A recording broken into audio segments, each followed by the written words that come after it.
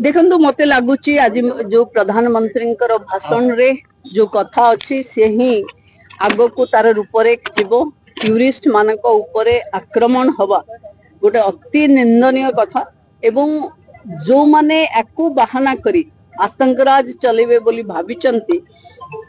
केबे भी सफल हेबेनी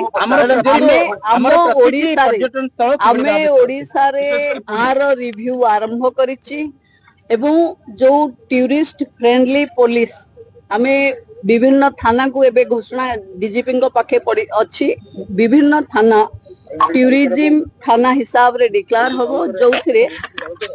टूरिस्ट आसिले ताको असुविधा पड़िले से एक निर्दिष्ट थाना को ही फोन करिवो ये व्यवस्था आहुरी होबो आतंक समस्त मन रे अछि किंतु ओडिसा को आसुथिबा पर्यटक माने निश्चिंत रहवा कथा जे ओडिसा भाईचारा एवं संस्कृति राज्य एथिरे एभली किछि संभावना नाही। जदि आपको आम भिडी भल लगा तेब आम चैनल को लाइक शेयर और सब्सक्राइब करने को जमा भी भूलु नहीं।